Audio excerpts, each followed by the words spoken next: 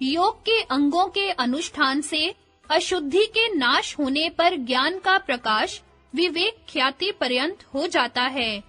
योग के 8 अंग यम, नियम, आसन, प्राणायाम, प्रत्याहार, धारणा, ध्यान और समाधि बतलाए गए हैं। इन सबसे अंतिम अंग समाधि है।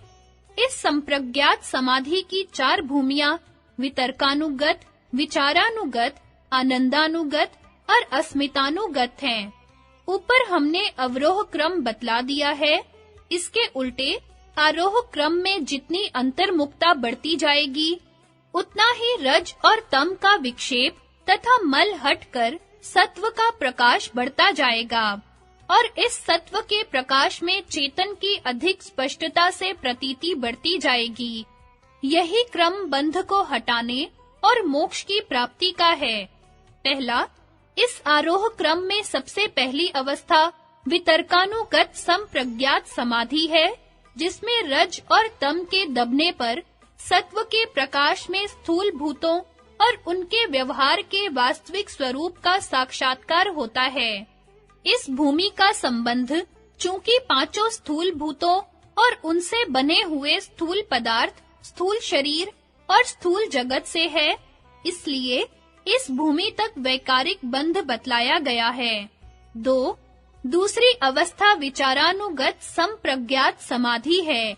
इसमें रज और तम के अधिक दबने पर सत्व के अधिक प्रकाश में पांचों स्थूल भूतों के कारण पांचों सूक्ष्म भूतों का उनकी सूक्ष्मता के तारतम्य से पांचों तन्मात्राओं तक साक्षात्कार होता है और उसका संबंध पांचों सूक्ष्म भूत, सूक्ष्म शरीर और सूक्ष्म जगत से है और इनसे आसक्त योगी इस पुनरावर्तनी मुक्ति को प्राप्त होता है।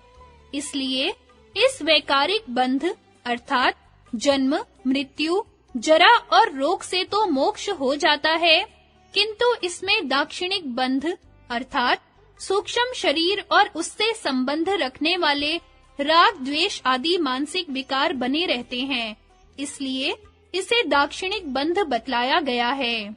विशेष गति का प्राप्त हो जाना वास्तविक मुक्ति नहीं है, क्योंकि आत्मा अपने शुद्ध स्वरूप से निष्क्रिय है, संयोग वियोगांत है। इसलिए किसी देश विशेष का लाभ भी वास्तविक मुक्ति नहीं है। 3. तीसरी अवस्था आनंदानुगत संप्रज्ञात समाधि है, जिसमें तन्मात्राओं के रज और तम दब जाने पर सत्व के प्रकाश बढ़ने पर उनके कारण अहंकार का अहम अस्मि वृत्ति से साक्षात्कार होता है।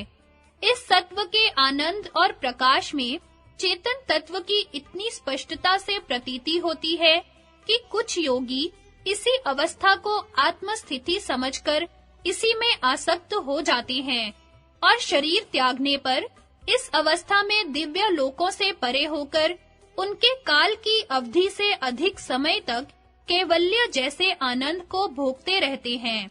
ये विदेह कहलाते हैं। 4.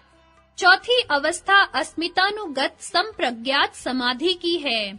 इसमें अहंकार के रज और तम के दब जाने पर सत्व के प्रकाश में उसके कारण चित्त का साक्षात्कार अस्मि वृत्ति से होता है। इस सत्व के प्रकाश में चित्त में प्रतिबिंबित चैतन्य की इतनी स्पष्टता से प्रतीति होती है कि कई योगी इसी अवस्था को आत्मस्थिति समझकर इसी में आसक्त हो जाते हैं और शरीर त्यागने पर इस अवस्था में दिव्य लोकों से भी अधिक अवधि तक कैवल्य जैसे आनंद को भोगते रहते हैं। ये प्रकृति लय कहलाते हैं। उपर्युक्त दोनों अवस्थाओं में दाक्षिणिक बंध अर्थात सूक्ष्म शरीर और सूक्ष्म जगत के बंध से तो मोक्ष हो जाता है, किंतु इसमें भी प्राकृतिक बंध बना रहता है। विदेहों को अहंकार का और प्रकृति लयों को अस्मिता का। आनंद का प्रकट हो जाना मुक्ति नहीं है, धर्म नहीं है। कारण में लय होने से पुरुष को कृतकृत्यता नहीं हो सकती, क्योंकि इसमें डुबकी लगाने वाले के समान आत्मस्थिति प्राप्त करने के लिए उठना होता है। असंप्रज्ञात समाधि और कैवल्य की अवस्था में केवल इतना भेद है कि असंप्रज्ञात समाधि में सब वृत्तियों का निरोध होता है। चित्त में निरोध के संस्कार से अन्य सब व्युत्थान के संस्कार दबे रहते हैं और वह आत्माकार होता है और आत्मा की शुद्ध परमात्मा स्वरूप में अवस्थिति होती है। किंतु कैवल्य में चित्त के बनाने वाले गुण अपने कारण में लीन हो जाते हैं। पुरुषार्थ से शून्य हुए चित्त के बनाने वाले गुणों का अपने कारण में लीन हो जाना कैवल्य है, अथवा चित्ती शक्ति का अपने स्वरूप में अवस्थित हो जाना कैवल्य है। तीन प्रमाण 3 प्रकार का है। व्याख्या: प्रत्यक्ष प्रमाण जो किसी इंद्रिय से जाना जाए, अनुमान जो किसी चिन्ह से समझा जाए, और आप्त वचन किसी आप्त का उपदेश। आप्त उसे कहते हैं जिसने पदार्थ को साक्षात किया हो और सत्य वक्ता हो। संगति तत्व ज्ञान का फल कहते हुए अगले सूत्र में ग्रंथ को समाप्त करते हैं। यह ठीक-ठीक जानकर पुरुष कृत कृत्य हो जाता है और फिर 3 प्रकार के दुखों से नहीं दबाया जाता। यथार्थ ज्ञान की प्राप्ति से जबकि धर्म आदि अकारण बन गए, तो पुरुष संस्कार के वश से चक्र के घूमने के सदृश शरीर को धारण किए हुए ठहरा रहता है। अर्थात जिस प्रकार कुम्हार के चक्र को चलाना बंद करने पर भी कुछ देर तक चाक पहले के वेग से चलता रहता है, इसी प्रकार यथार्थ ज्ञान की प्राप्ति पर भी पहले संस्कारों के अधीन कुछ समय तक शरीर चलता रहता है। यह अवस्था जीवन मुक्ति कहलाती है। शरीर के छूट जाने पर और चरितार्थ होने से प्रधान की निवृत्ति होने पर एकांतिक और आत्यांतिक कैवल्य को प्राप्त होता है, अर्थात परमात्मा स्वरूप में पूर्णतया अवस्थित हो जाता है। जिसको 25 तत्वों का ज्ञान हो गया है, वह चाहे किसी आश्रम में स्थित हो, चाहे गृहस्थ में ही हो, चाहे सन्यास में, वह अवश्य मुक्त हो जाता है। इसमें कोई भी संशय नहीं है। दर्शनों के 4 प्रतिपाद्य विषयों पर सांख्य के मुख्य सिद्धांत। हे, त्याज्य जो दुख है वह 3 प्रकार की चोट पहुंचाता रहता है। पहला, आध्यात्मिक अर्थात अपने अंदर से शारीरिक चोट जैसे ज्वर आदि, या मानसिक चोट जैसे राग द्वेष आदि की वेदना। दूसरा, आधि भौतिक अर्थात किसी अन्य प्राणी द्वारा पीड़ा पहुंचाना। और 3, आधि दैविक अर्थात किसी दिव्य शक्ति जैसे बिजली आदि से पीड़ा पहुंचाना। इनके दूर करने के साधन यद्यपि वर्तमान है और श्रौत कर्मों से इनका प्रतिकार हो जाता है, किंतु इनका नितांत अभाव नहीं होता, क्योंकि इनका बीज बना ही रहता है।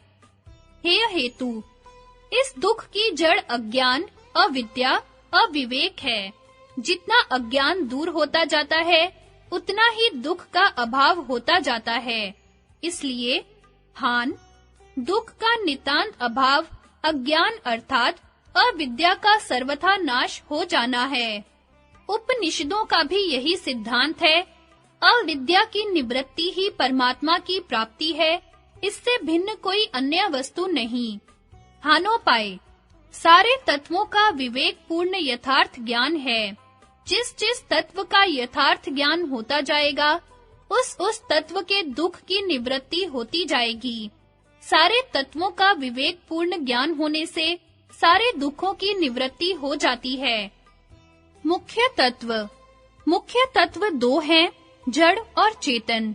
जड़ तत्व के 24 मुख्य विभाग हो सकते हैं और चेतन तत्व पुरुष जड़ तत्व के संबंध से जीव तथा ईश्वर और अपने शुद्ध स्वरूप से परमात्म तत्व कहलाता है। परमात्म तत्व अंतिम ध्येय अथवा हान है। सारे तत्वों के विवेक पूर्ण यथार्थ ज्ञान के पश्चात वहीं पहुंचना है। इसलिए सांख्य ने उसकी परीक्षा करने की आवश्यकता नहीं समझी। अन्य 25 तत्वों को इस प्रकार बतलाया है। 8 प्रकृतियां, 16 विकार और पुरुष। ये इस प्रकार हैं।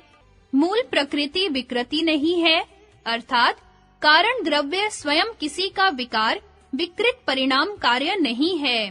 शेष 7 महत तत्व आदि प्रकृति विकृति दोनों हैं, अर्थात महत तत्व मूल प्रकृति की विकृति और अहंकार की प्रकृति, अहंकार महत तत्व की विकृति और 5 तन्मात्राओं तथा 11 इंद्रियों की प्रकृति है और 5 तन्मात्राएं अहंकार की विकृति और 5 स्थूल भूतों की प्रकृति हैं।